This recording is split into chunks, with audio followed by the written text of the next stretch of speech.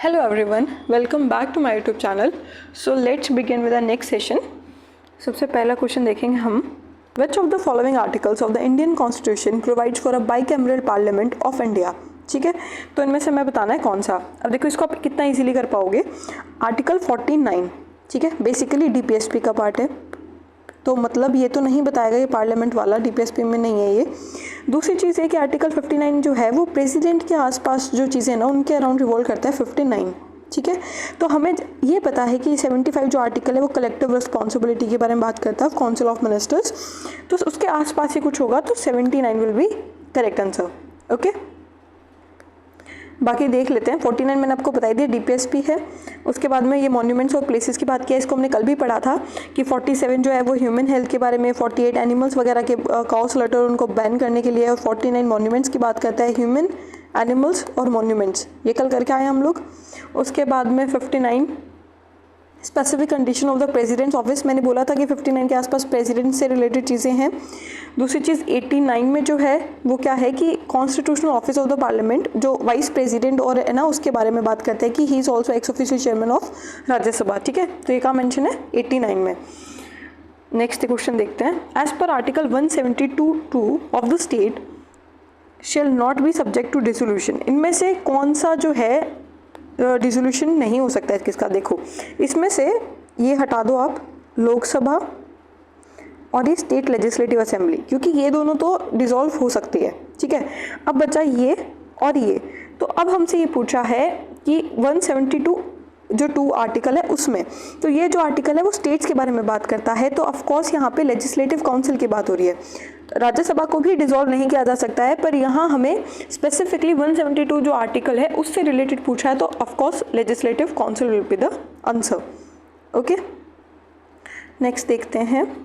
Article 323 of the Indian constitution deals with expenses of public service commission. देखो article 315 से लेकर 324 I guess तब तक क्या है ये पब्लिक सर्विस कमीशन के बारे में बात करता है, ठीक है, 315 से लेके. तो अब पूछा है कि 323 में क्या होगा. अब 315 से स्टार्ट है अगर, तो जो स्टार्टिंग के जो आर्टिकल्स है उसके बारे में पूरा डिस्क्रिप्शन हो जाएगा. 323 तक आते आते तो बहुत ही जो मिनिमम रिक्वायरमेंट्स होती है ना, वो चीज़ें जो एक्स्ट्रा चीज़ें होती है वो मेंशन किया जाता है, कितना कंपोजिशन होगा, कौन करेगा, ये सारी चीज़ें स्टार्टिंग में ही आ जाती है. आती बात समझ में. तो अपन देखते हैं इसमें क्या मेंशनड है. Expenses of the public service commission, reports, functions. देखो फंक्शंस जो है वो बहुत बेसिक चीज़ है, तो 315 के आसपास आगे जो है ना वहाँ आ जाएगा. जैसे 315 में बता दिया कि पब्लिक सर्विस कमीशन होना चाहिए, 16 में फिर इसके वो रिक्वायरमेंट्स वगैरह बता देंगे. तो यहाँ से आते आते फंक्शंस जो है वो पहले डिस्क्राइब करने वाली चीज़ है, ठीक है. तो आप फंक्शन को तो ऐसे एलिमिनेट कर दो. नेक्स्ट देखो, power to extend the functions of public service commission, ये भी फंक्शन के आसपास ही होगा इसका भी, तो इसको भी हटा दो. अब हमारे पास बचे 2 चीज़ें, क्या क्या, एक तो एक्सपेंसेस और एक रिपोर्ट्स. एकदम एंड होते होते आर्टिकल का अगर किसी सर्टेन बॉडी के बारे में बात की है तो एकदम एंड में किसके बारे में बात करेंगे, जो फालतू की चीज़ें होंगी, तो of course reports will be the correct answer, ठीक है.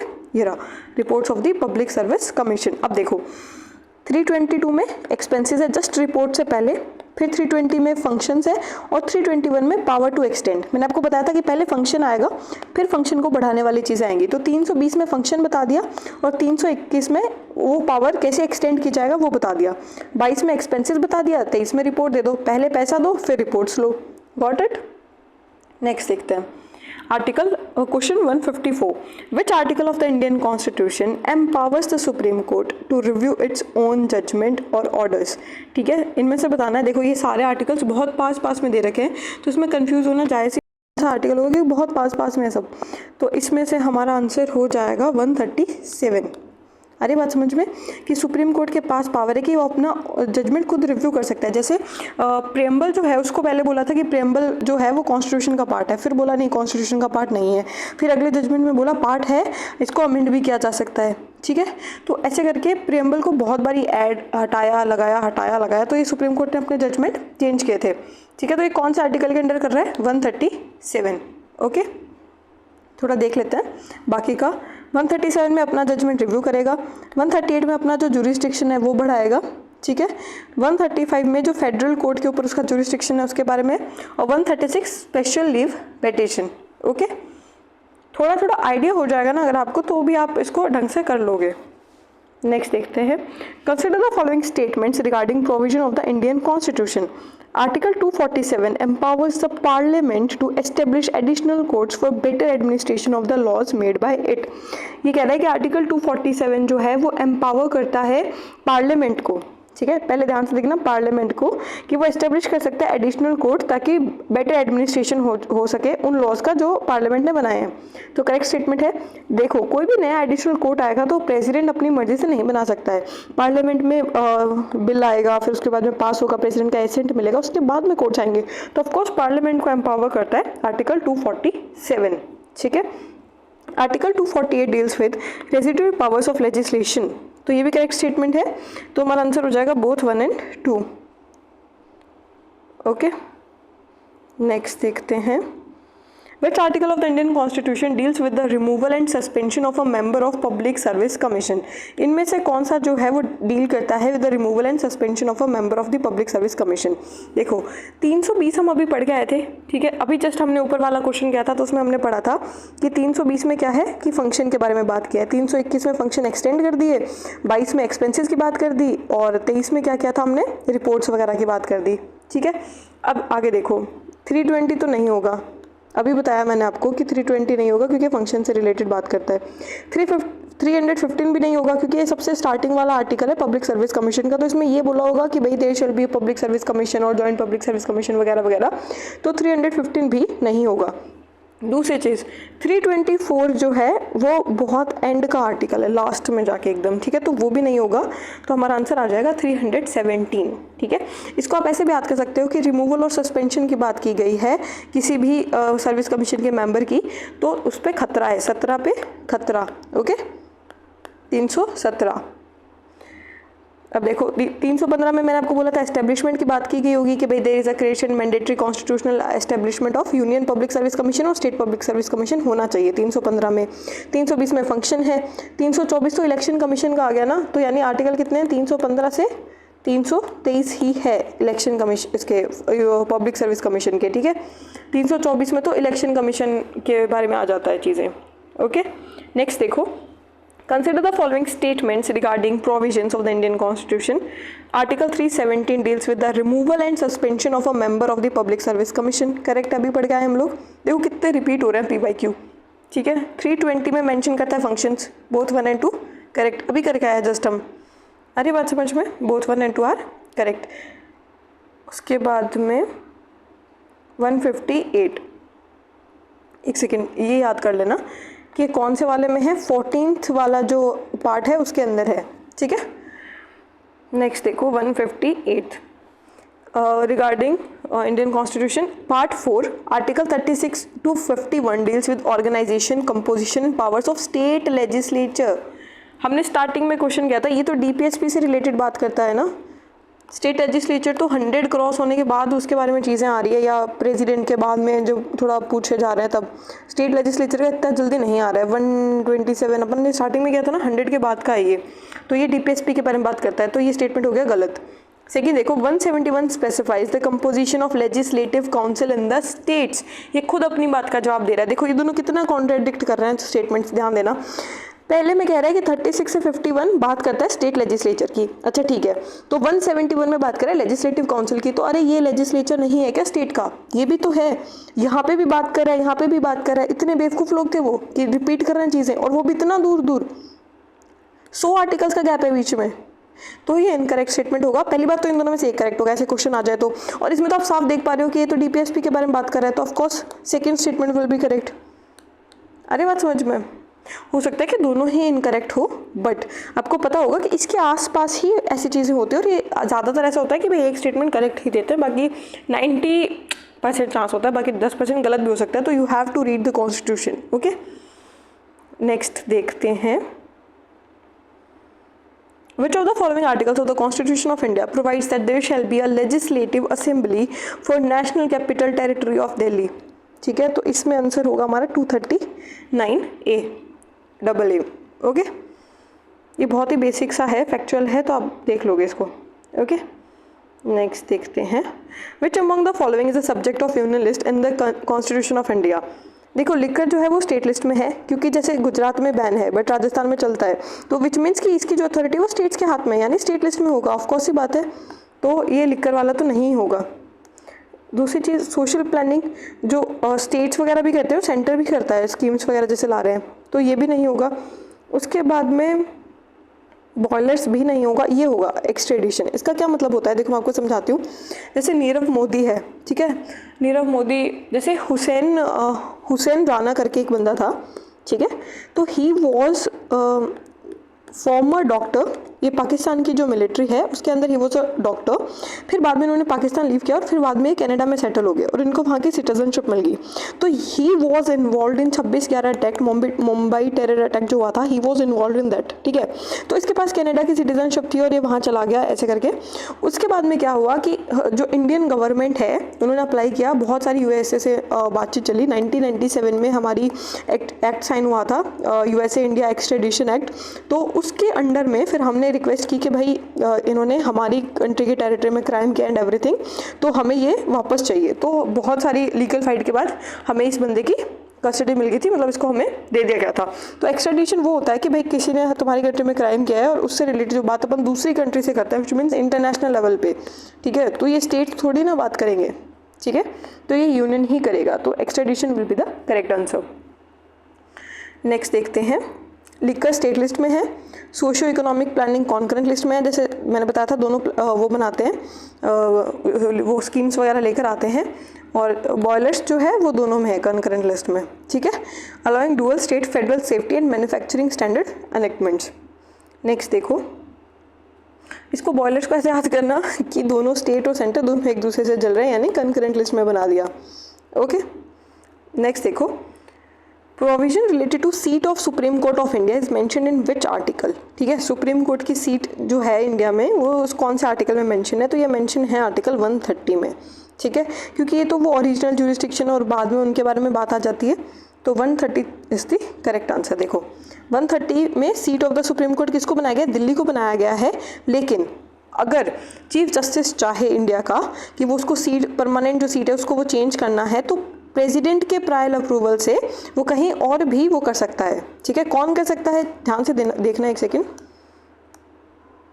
Chief justice of India, chief justice of India prior president's approval, presidential approval, ठीक है। अब देखो इसको ध्यान से, प्रेसिडेंट के अप्रूवल से, पार्लियामेंट से नहीं, चीफ जस्टिस ऑफ इंडिया कर सकता है, पार्लियामेंट नहीं। क्या लिखा हुआ है इस आर्टिकल में 130 में, पार्लियामेंट तो करेगा, एक्ट लाएगा, पर 130 में क्या लिखा हुआ है कि चीफ जस्टिस को अलाउ करता है कि वो प्रेसिडेंट की प्रायर अप्रूवल से कोर्ट की सीट कहीं और भी कह सकता है। अभी फिलहाल कहाँ है डेजिग्नेटेड सीट, दिल्ली में, आर्टिकल 130।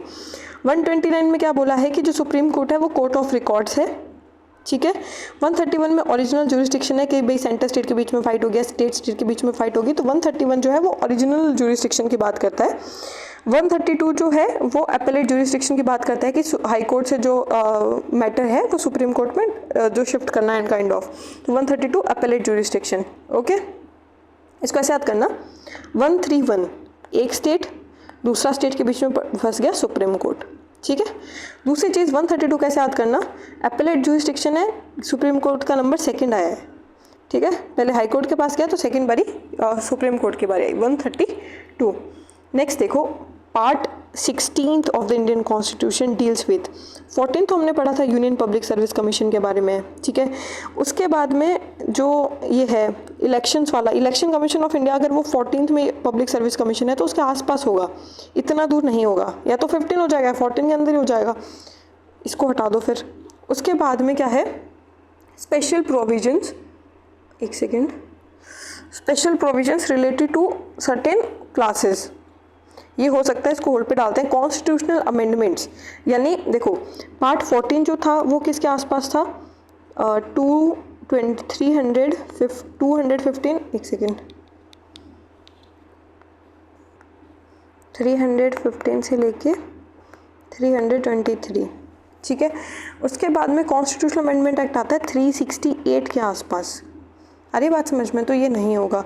उसके बाद में जो म्यूनिसिपल कॉर्पोरेशन वाला ये 9th A जो एक्ट है उसके बाद में अमेंडमेंट आया था, तो ये भी नहीं होगा। तुम्हारा आंसर हो जाएगा special provisions related to certain classes. अब थोड़ा और पढ़ लेते हैं हम। 16 जो है वो स्पेशल प्रोविजंस है, 15 इलेक्शन का है, मैंने बताया था 14 पब्लिक सर्विस कमीशन का है, एक सेकेंड गलत लिख देना मैंने, 14 जो है वो पब्लिक सर्विस कमीशन का है, ठीक है। उसके बाद में जो 15th होगा वो इलेक्शन का आ गया जस्ट बाद में। उसके बाद में जो 2020 है एक्स सारी एक्स को अमेंड करो, ठीक है। तो अमेंडमेंट्स कहाँ आएंगे, डबल एक्स में। उसके बाद में 9 है म्यूनिसिपैलिटीज़। आगे बात समझ में, अब कंफ्यूज नहीं होना है। नेक्स्ट देखो, which of the following articles of the Indian constitution provides for the national commission for scheduled castes. अब बताओ इनमें से, तो आंसर इसका हो जाएगा 338 शायद, हाँ 338। ये कैसे याद रहा, क्योंकि एक बहुत वो जजमेंट वगैरह से आके अमेंड करके हमने ये बनाया था कि 338 में national commission for scheduled caste है, उसके बाद में 338A में क्या है, ट्राइब्स का है, और 338B में NBC बैकवर्ड कास्ट का है, ठीक है।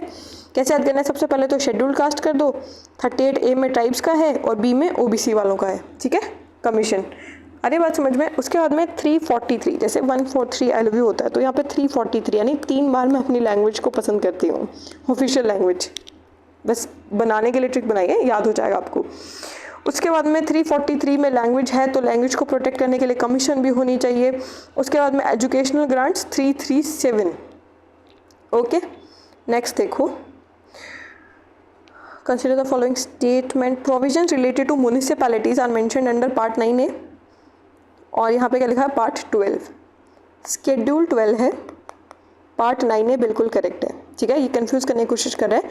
स्केड्यूल 12 है, जो लास्ट में लिखे गए ना 12 स्केड्यूल, उनमें से 12वां है म्यूनिसिपैलिटी, और जो 9th A आर्टिकल अभी मैंने आपको बताया, तो only 1 is the correct answer.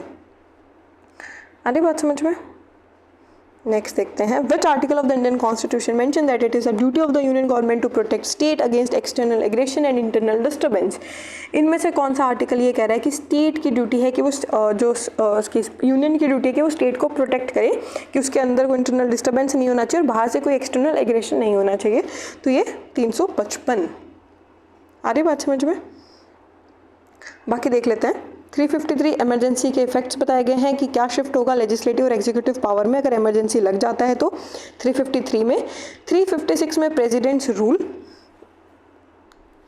Sorry call आ गया था बीच में, वेयर वर वी, हाँ। तो 355 जो है वो ड्यूटी ऑफ द यूनियन है, ठीक है, कि भाई वो किस किस से, एक्सटर्नल एग्रेशन और इंटरनल डिस्टर्बेंस से, ठीक है।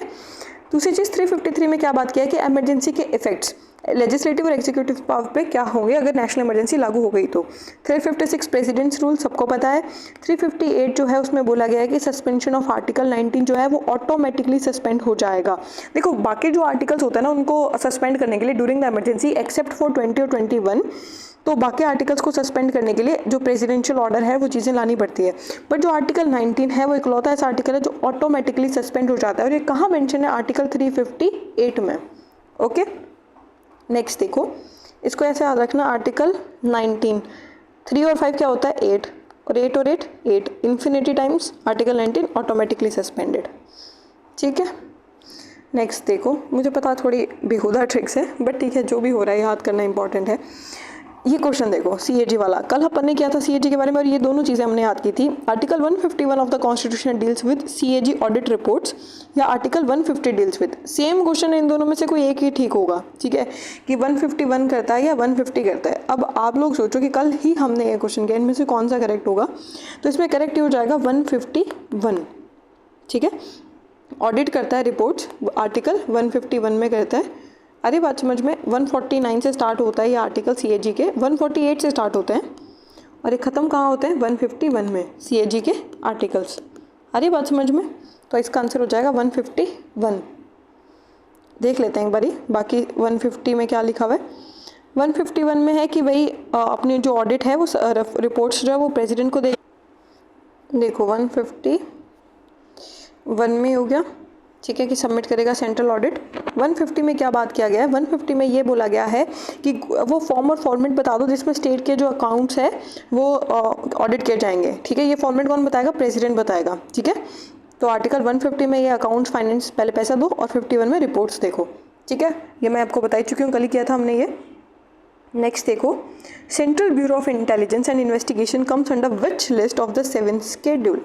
ध्यान से देखना, सेंट्रल ब्यूरो ऑफ इन्वेस्टिगेशन, यानी CBI। अब देखो आपने अगर कोई मूवीज़ वगैरह देखी तो उनमें ये होता है कि जो लोकल पुलिस होती है ना वो केस हैंडल करती है। जैसे कोई भी केस होता है, जैसे ये कलकत्ता वाला केस हुआ था, जो डॉक्टर है उनका रेप केस हुआ था, उस टाइम क्या हुआ था कि police was handling the case, और बाद में जब पुलिस को एविडेंस और वो मिटाने का वो चीज़ें ऐसे हुई तो अब CBI को चलेगी। और वो पुलिस जो है बहुत है सोचते हैं कि CBI तक जांच नहीं जाए, क्योंकि पुलिस जो है वो स्टेट लिस्ट में आ रहा है और CBI जो है वो यूनियन लिस्ट में आ रहा है। ठीक है, तो इसका आंसर हो जाएगा यूनियन लिस्ट। नाम से समझ आ रहा है central bureau of investigation intelligence. ठीक है, नेक्स्ट देखते हैं। Consider the following statements about part 7 of the Indian constitution. ठीक है, part 7 was related to states in part B of the first schedule. देखो पार्ट 4A तक तो हमें पता है, ठीक है, ड्यूटीज तक का हमें कंफर्म है। 5th में हमें पता है कि प्रेसिडेंट वगैरह की बात कर रहे हैं। अब हम जंप कर रहे हैं पार्ट 7 में। ठीक है, तो अब इसका देखते हैं हम लोग। Was related to states in part B of the first schedule, यानी फर्स्ट शेड्यूल के पार्ट बी में अपन ने देखा था ना TEARS, तो फर्स्ट शेड्यूल में क्या था, टेरिटरीज वगैरह। तो फर्स्ट शेड्यूल में जो टेरिटरीज वगैरह स्टेट्स हैं उनके बारे में बात किया गया है। या फिर पार्ट 7 में reservation of Anglo Indians in the parliament, उसकी बात की गई है। देखो 5th में प्रेसिडेंट का आ गया, 6th में पार्लियामेंट वगैरह वो आर्टिकल 75 से स्टार्ट हो जाता है, उसके आसपास ये है। उसके बाद में 7th में तो स्टेट्स की बात होगी ना, पार्लियामेंट की थोड़ी बात होगी उस टाइम। तो 1 इज द करेक्ट आंसर। अरे बात समझ में। एंग्लो इंडियन का तो बहुत बाद में है, ये रहा 331 333। एंग्लो इंडियन ने हमारा बहुत नुकसान करवा दिया, 3 तिगाड़ा काम बिगाड़ा। गॉट इट, 333 उसके आसपास आएगा एंग्लो इंडियंस। उसके बाद में नेक्स्ट देखते हैं। The Indian parliament has power to impose restrictions on the trade, commerce and intercourse through which article of the Indian constitution. कि इंडियन पार्लियामेंट जो है वो ट्रेड एंड कॉमर्स पे रिस्ट्रिक्शन लगा सकती है अंडर विच आर्टिकल। तो इसका आंसर हो जाएगा आर्टिकल 302। अरे बात समझ में, अंडर आर्टिकल 302। बाकी आर्टिकल देख लेते हैं। आर्टिकल 302 पार्लियामेंट्री रिस्ट्रिक्शन लगा सकता है, और आर्टिकल 304 स्टेट लेजिस्लेचर को पावर देता है कि वो जो है इम्पोज कर सकता है reasonable trade restriction with in their local state borders. ठीक है, वो local with in their local state borders में वो रिस्ट्रिक्शन इम्पोज कर सकता है स्टेट लेजिस्लेचर। ठीक है, स्टेट के अंदर, और जो पार्लियामेंट है ऑफकोर्स वो पूरी टेरिटरी में। दूसरी चीज़ 303 डिस्क्रिमिनेशन रिस्ट्रिक्शन। ठीक है, पार्लियामेंट स्टेट लेजिस्लेचर जो दोनों है वो ट्रेड प्रेफरेंस सेट कर सकते हैं। ठीक है, उसके बाद में 300A right to property 44th constitutional amendment act 1978 में आया था। ठीक है, वहाँ से उसको फंडामेंटल राइट से हटा दिया गया था और उसको एक कॉन्स्टिट्यूशनल या लीगल राइट बना दिया गया था आर्टिकल 300A में। ठीक है, राइट टू प्रॉपर्टी को फंडामेंटल राइट से हटा के कॉन्स्टिट्यूशनल राइट बना दिया गया था 44th अमेंडमेंट एक्ट 1978। अरे बात समझ में, इसमें कंफ्यूज मत होना है, 44 है, 42nd नहीं है। अरे बात समझ में। नेक्स्ट देखो, consider the following statement regarding powers of the governor. Article 213 of the state governor has the power to promulgate ordinances during the recess of the state legislature. या फिर 2014 में सेम बात पूछी गई है कि 2013 में है या 213 में है या 214 में है। सबसे पहली बात तो ये कि गवर्नर का जो ऑर्डिनेंस का जो पावर है कौन सा एक्ट से आया था, ये आया था 1861 में। 57 में रिवोल्ट होता है और 61 में जो है गवर्नर को ये ऑर्डिनेंस मेकिंग पावर मिल जाती है। अरे बात समझ में। सबसे पहले तो ये हिस्ट्री से कनेक्ट करो इसको। दूसरी चीज़ ये कि ये जो मेंशन है वो 213 में लिखा हुआ है। ठीक है, इसको ऐसे याद रखना कि गवर्नर अगर ऑर्डिनेंस ला रहा है तो 13 क्या जा रहा है, 213। Got it. 214 में क्या लिखा हुआ है फिर, 214 में लिखा हुआ है कि there shall be high court of each state. ठीक है, 214 में क्या लिखा है कि there shall be high court for each state. उसके बाद में 213 में ये भी मेंशन है about the shared high courts of 2 और मोर स्टेट्स, 214 और 231। आ रही है बात समझ में। एक तो ईच स्टेट का एक हाई कोर्ट होगा और 2 स्टेट्स का कॉमन हाई कोर्ट हो सकता है, वो कहाँ मेंशन है, 231 में। कंफ्यूज नहीं होना है, 214 231। नेक्स्ट देखो, part 5 chapter 2 of the Indian constitution does not include, यानी पार्ट 5 में इनमें से कौन सा नहीं है। Power of the president to promulgate ordinances during recess of the parliament. अब देखो पार्ट 5 जो है वो आपको पता होगा कि पार्ट 5 जो है it revolves around the president only. ठीक है, लेकिन ध्यान देना इस चीज़ पे। देखो पार्ट 5 जो है वो पार्लियामेंट और उससे रिलेटेड आगे वाली जो चीज़ें वो चल रही है। ठीक है, तो पार्लियामेंट पार्लियामेंट पार्लियामेंट चारों में पार्लियामेंट आ गया। अब इसको कैसे करना है, देखो जॉइंट सिटिंग का अगर आर्टिकल आपको पता है तो ठीक है, नहीं पता है तो ठीक है।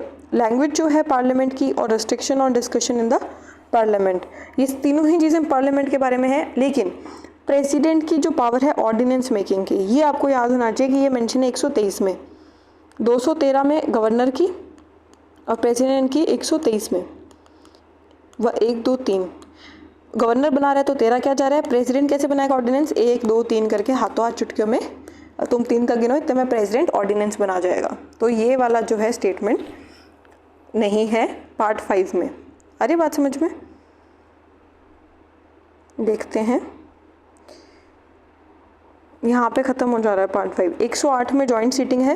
देखो 108 एम्बुलेंस का नंबर होता है। दोनों लोकसभा राज्यसभा जो है उनकी लड़ाई हो गई, तो उनको सॉल्व करने के लिए एम्बुलेंस बुला रहे हैं, क्योंकि उन्होंने एक दूसरे को इतना मारा, इसलिए उनकी जॉइंट सीटिंग करानी पड़ी 108 में। ठीक है।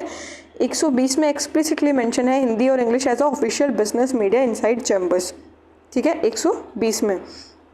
121 में मेंशन है कि bars members from debating the judicial conduct, supreme court और हाई कोर्ट के बारे में जो भी डिस्कशन है वो नहीं होगा, मेंबर्स उनके बारे में कोई बात नहीं करेंगे। 121 में मेंशन है ये। अरे बात समझ में।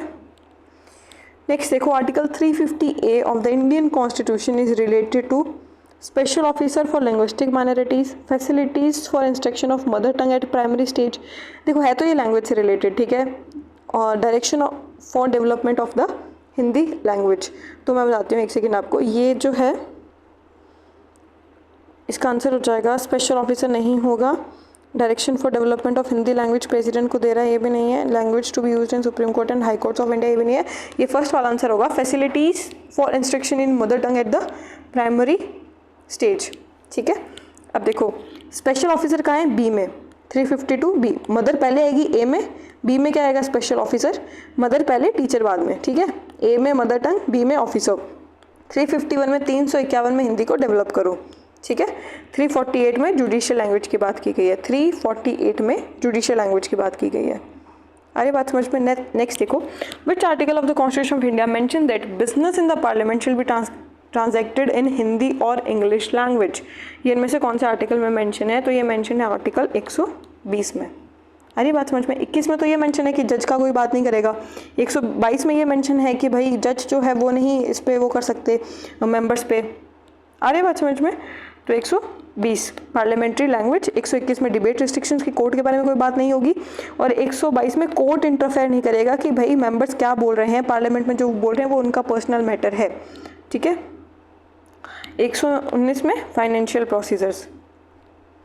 नेक्स्ट देखो, which article of the Indian constitution is related with special provisions with respect to the state of Sikkim. इनमें से देखो ये बहुत इंपॉर्टेंट है, ये थोड़ा सा याद कर लेना, बहुत इजीली आप ट्रिक बना के याद करोगे तो हो जाएगा आपको। ठीक है, क्योंकि इसमें हर लेटर का अलग अलग होता है। तो सिक्किम का इसमें हो जाएगा F, 371 F। ये रहा 36th कॉन्स्टिट्यूशनल अमेंडमेंट एक्ट 1975। ठीक है, इसमें सिक्किम को एक फुल फ्लैज स्टेट बना दिया गया था। इसमें देखो 371 में क्या है, महाराष्ट्र गुजरात, बड़े स्टेट्स हैं तो इनके आगे कोई नंबर देने की हमें ज़रूरत नहीं है। 371 में महाराष्ट्र गुजरात है, 371 में नागालैंड है, सी में मणिपुर है और एफ में सिक्किम है। ठीक है, जो पैसे के पीछे भाग रहा है वो सी है। Got it. नेक्स्ट देखते हैं, consider the following statements regarding appointment of जजेस in the supreme court in India. ठीक है, सुप्रीम कोर्ट के बारे में बात की है कि एडहॉक जजेस जो सुप्रीम कोर्ट में हम अपॉइंट करते हैं वो कौन सा आर्टिकल्स में होगा, इन दोनों में से। ठीक है, सेम चीज़ लिखी है, इन दोनों में से एक ही स्टेटमेंट करेक्ट होगा। हमारा आंसर हो जाएगा इसमें 127 में। ठीक है, अपॉइंटमेंट कौन से आर्टिकल में हो रहा है, 127 में। और 126 किसके बारे में बात करते हैं, एक्टिंग चीफ जस्टिस। 126 में पहले एक्टिंग चीफ जस्टिस और 127 में एडहॉक जजेस। ठीक है, एडहॉक जजेस 127 में और 126 में एक्टिंग चीफ जस्टिस। ठीक है, तुम 26 की उम्र में एक्टिंग करो और 27 की उम्र में एडहॉक बन जाओ। अरे बात समझ में। 126, 127 और 128 जो है वो एक्सटेंशन के बारे में बात करता है। ठीक है, कि भाई रिटायर्ड जजेस जो है उनको भी काम करने का मौका दिया जाए ताकि वो बैकलॉग कंप्लीट कर पाए टेम्पररी बेसिस पे। ठीक है, तो वो कहाँ हो जाएगा, 128 पे। रिटायरमेंट के बाद एक्सटेंशन 128 में, 126 और 127। ठीक है, 127 में एडहॉक, 126 में एक्टिंग और 128 में क्या याद किया था अभी हमने कि भाई जो रिटायर्ड जजेस है उनको। अरे बात समझ में, कंफ्यूज नहीं होना है। इसको ऐसे याद करो, 26 में एक्टिंग शुरू करो, 27 में एड्स मिलने लग जाएगी तुमको, और 28 में तुम रिटायरमेंट ले लो। ठीक है, 26, 27, 28, 26 में एक्टिंग, 27 में ऐड करो और 28 में रिटायरमेंट ले लो, 1-2 ऐड करके।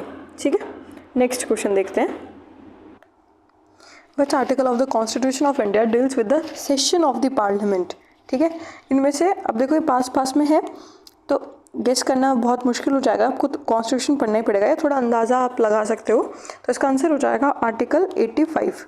ठीक है, अब बाकी थोड़ा देख लेते हैं। आर्टिकल 85 बात करता है सेशंस की, आर्टिकल 89 बात करता है ऑफिसर्स की। ठीक है, कि वाइस प्रेसिडेंट जो होगा वो एक्स ऑफिशियल चेयरमैन होगा राज्यसभा का। ठीक है, तो वाइस प्रेसिडेंट जो एक्स ऑफिशियल चेयरमैन होगा, ये सब बात किस में की गई है? 89 में। ठीक है, 90 में वैकेशन और मतलब जो सीट वैकेट हो जाती है राज्यसभा में, उसके बारे में बात की गई है, या फिर रिमूवल की। ठीक है, और 101 में क्या बात की गई है? कंडीशन ऑटोमेटिक या जो स्टैट्यूटरी वैकेशन होती है उसके बारे में। ठीक है, कि जैसे डबल मेंबरशिप नहीं होगी या एंटी डिफेक्शन लग जाएगा तो किसी रूल के अंडर में जो है वो, और जो राज्यसभा की स्पेसिफिक प्रोसीजर जो है वो कहाँ लिखा हुआ है? आर्टिकल 90 में। अब बोलोगे कि दोनों में सीट खाली होने की बात की गई है, तो इसमें वो प्रोसीजर मेंशन है। ठीक है, कि भाई रिजाइन दे दिया या सीट वैकेंट हो गया, फॉर्मल रिमूव कर दिया हमने किसको? डेप्यूटी चेयरमैन को। ठीक है, 89 में बोला कि जो वाइस प्रेसिडेंट होगा वो डेप्यूटी चेयरमैन होगा राज्यसभा का।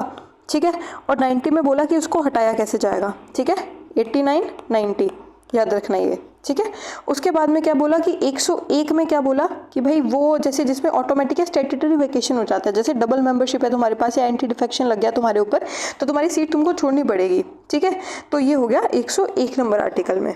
ठीक है, 101 नंबर की बात की है भाई आप लोगों ने कि भाई एंटी डिफेक्शन लग रहा है या फिर डबल मेंबरशिप हो रही है, तो आ रही बात समझ में। उसके बाद में नेक्स्ट क्वेश्चन देखते हैं, इनमें से कौन सा करेक्ट है? चैप्टर 2 ऑफ पार्ट 5 आर्टिकल 79 से 122 तक deals with articles of the parliament. ठीक है, इसमें कोई डाउट नहीं होना चाहिए, करेक्ट स्टेटमेंट है।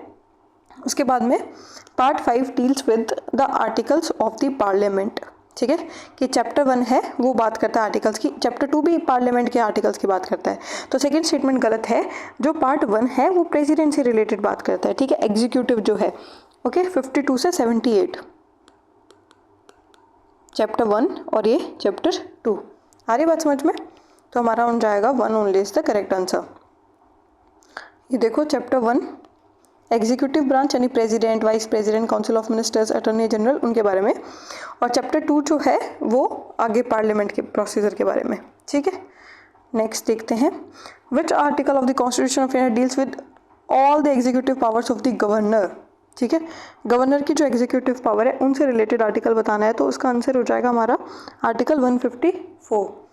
ठीक है, देखते हैं 154 में एग्जीक्यूटिव पावर है। ठीक है, और 150 में ये हमने पढ़ा था सीएजी की जो अकाउंट वगैरह फॉर्मेट है, 150 में अकाउंट्स वगैरह का बताया उसको, 151 में सीएजी की रिपोर्ट्स है। ठीक है, 157 में गवर्नर की क्वालिफिकेशन है, 156 में टेन्योर है। ठीक है, 156 में टेन्योर, 157 में क्वालिफिकेशन गवर्नर की, और 154 में एग्जीक्यूटिव पावर। अरे बात समझ में। नेक्स्ट देखो, यूनियन पब्लिक सर्विस कमीशन का बताना है। ठीक है, हमें पता है कि ये पहले तो हमने जो ऊपर पढ़ के आए हैं हम वो याद करने की कोशिश करते हैं। ये कहाँ मेंशन है? आर्टिकल 315 से 323 तक।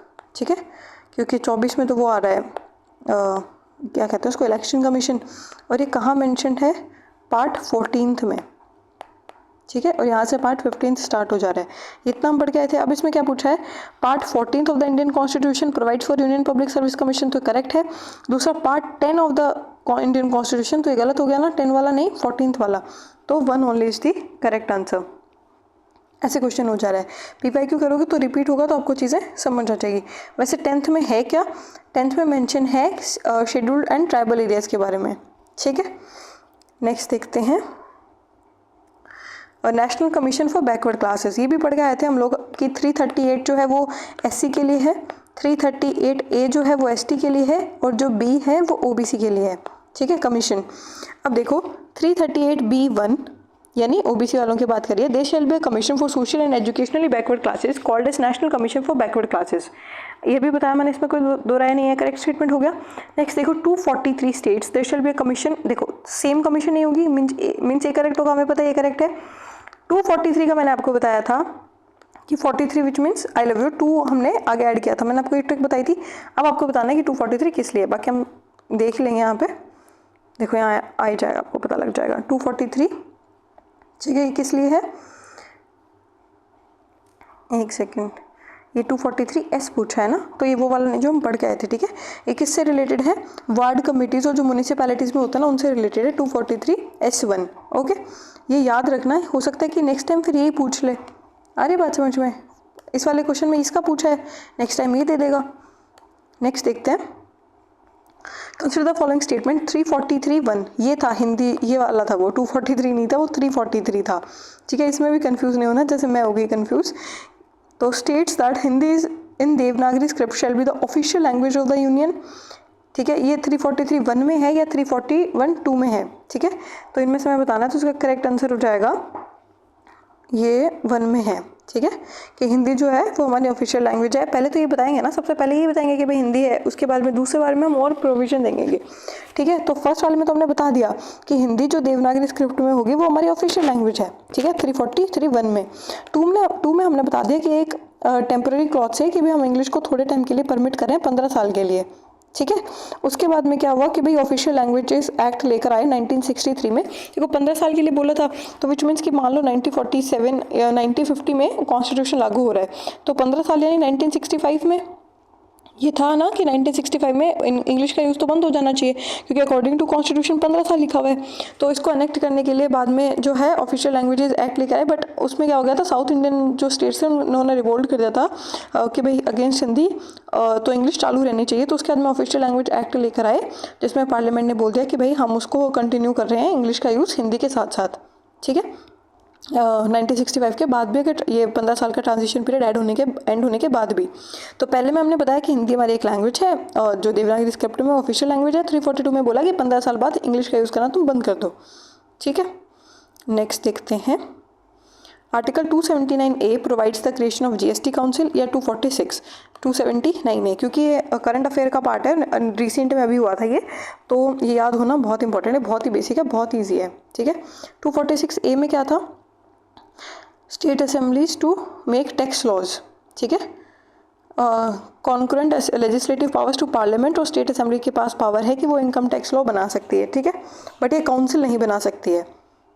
अरे बात समझ में, इनकम टैक्स लॉज बना सकती है, टैक्स लॉज बना सकता है, बट ये काउंसिल नहीं बना सकता है, पार्लियामेंट या स्टेट असेंबलीज, 246 में। नेक्स्ट देखते हैं, Which of the following articles of the Constitution of India shall a money bill not be introduced in the Council of States? इनमें से कौन से आर्टिकल में मेंशन है कि जो मनी बिल है वो राज्यसभा में इंट्रोड्यूस नहीं किया जाएगा, ठीक है। तो इसका आंसर हो जाएगा, देखो आर्टिकल 109, क्योंकि 110 के आसपास 110 में मनी बिल वगैरह के बारे में बताया गया है, तो 109 विल बी द आंसर। ये रहा, 109 में मनी बिल का प्रोसीजर है, ठीक है।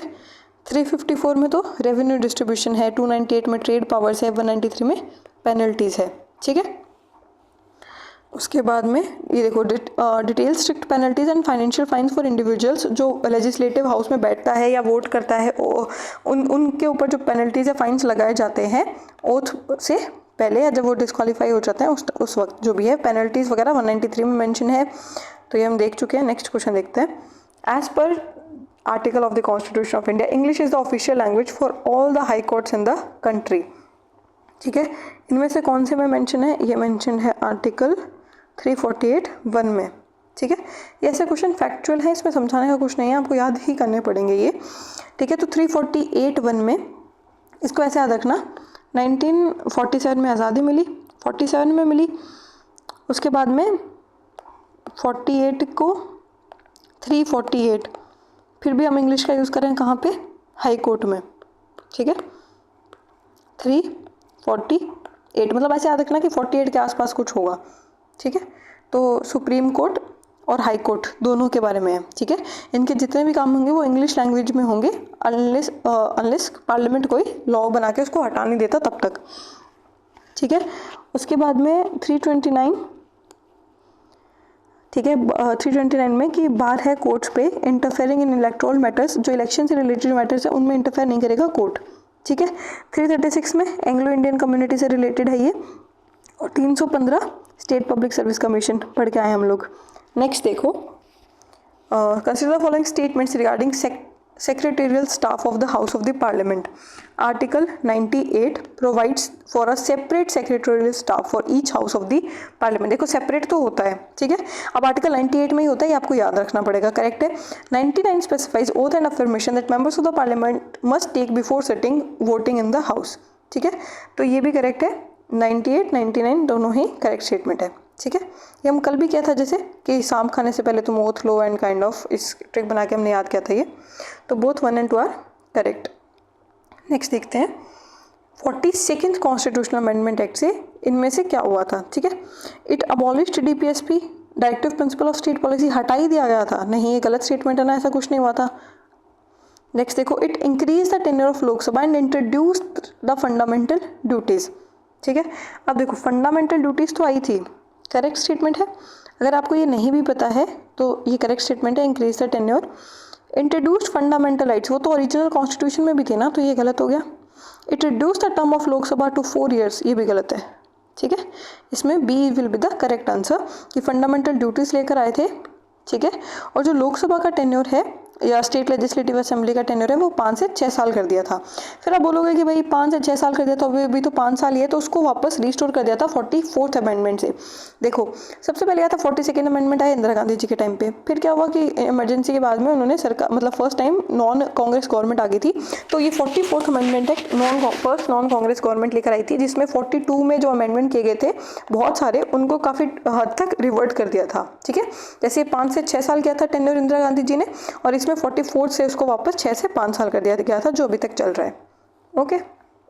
नेक्स्ट देखो, which constitutional amendment is known as mini constitution 42nd, या मैंने आपको फर्स्ट वीडियो में बता दिया था कि 42nd अमेंडमेंट जो है उसको मिनी कॉन्स्टिट्यूशन भी कहते हैं, क्योंकि इसमें बहुत सारे चेंजेस लाए गए थे। अरे बात समझ में। 52nd राजीव गांधी जी के टाइम पे आया था, एंटी डिफेक्शन लॉ की बात करता है। 44th first non Congress government लेकर आई थी जनता party. And 24th amendment act 1971 जो है वो कि भाई अमेंड कर सकता है एनी पोर्शन, पार्लियामेंट जो है उसके पास पावर है कि वो कोई भी पार्ट ऑफ द कॉन्स्टिट्यूशन को अमेंड कर सकता है। वो कौन से 24th अमेंडमेंट, यानी इंदिरा गांधी जी के टाइम पे था ये भी, ओके। नेक्स्ट देखो, which constitutional amendment act made right to education a fundamental right in India, ये हमने कल किया था 86th अमेंडमेंट एक्ट 2002, ओके। ये वाला आर्टिकल 21A के पार्ट 3 में, मतलब पार्ट 3 के 21A में हमने ये ऐड कर दिया गया था कि 6 से 14 साल के जो बच्चे हैं उनके पास कंपलसरी एलिमेंट्री एजुकेशन होनी चाहिए, गॉट इट। नेक्स्ट देखो, 97 से हमने क्या ऐड किया था, कोऑपरेटिव सोसाइटीज़ वाला।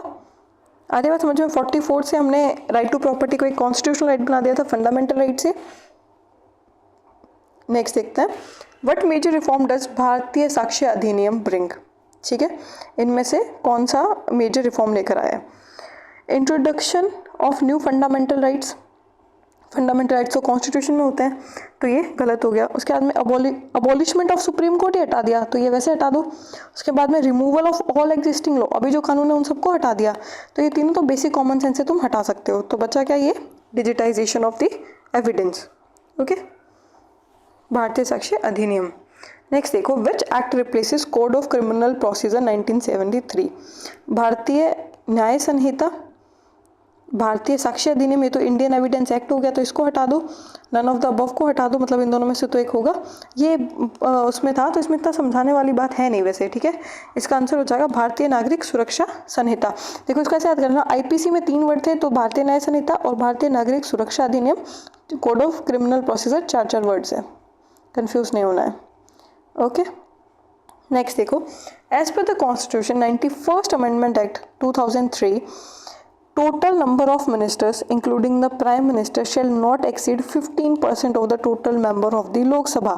ये कह रहा है कि काउंसिल ऑफ मिनिस्टर जो है along with the prime minister, इन दोनों का जो नंबरिंग है वो 15% of the total member of the Lok Sabha से ज़्यादा नहीं होना चाहिए, ओके। ये कब आया था, 91st अमेंडमेंट एक्ट 2003 में, गॉट इट। नेक्स्ट देखते हैं, और ये सेम जो है ना 15% वाला स्टेट लेवल पे भी लागू होता है, okay. Part 4A of the Indian constitution was inserted in the Indian constitution through 42nd amendment act. 4A क्या है, फंडामेंटल ड्यूटीज है, जो इंदिरा गांधी जी लेकर आए थे। कौन से अमेंडमेंट से, 42nd से। अरे बात समझ में। नेक्स्ट देखो, part 4A, again fundamental duties की बात कर रहे हैं। Part 4A was inserted by 42nd amendment act और ये स्वर्ण सिंह कमेटी की रिकमेंडेशन से, ठीक है। और नेक्स्ट वाला क्या है, इनिशियली 10 फंडामेंटल ड्यूटीज़ वॉज, हाँ ये सही है, इनिशियली 10 थी और जो 11th है ना कि गार्जियन ध्यान रखेगा कि एजुकेशन के लिए भेजेगा, वो बाद में ऐड की गई थी 86 कॉन्स्टिट्यूशनल अमेंडमेंट एक्ट 2002 में। आ रही बात समझ में? तो ये हो गया हमारा करेक्ट स्टेटमेंट, ये भी करेक्ट है। स्वर्ण सिंह कमेटी, ऐसे समझना कि हमारी ड्यूटी निभाने से हमें स्वर्ण पदक मिलेगा, ठीक है। तो स्वर्ण सिंह कमेटी के कहने पे फंडामेंटल ड्यूटीज आई थी। उसके बाद में 86 constitutional amendment act 2002 added one more fundamental duty raising to 11। तो ये भी मैंने आपको बताया 86 से ऐड किया गया था, तो 1, 2 and 3 is the correct answer.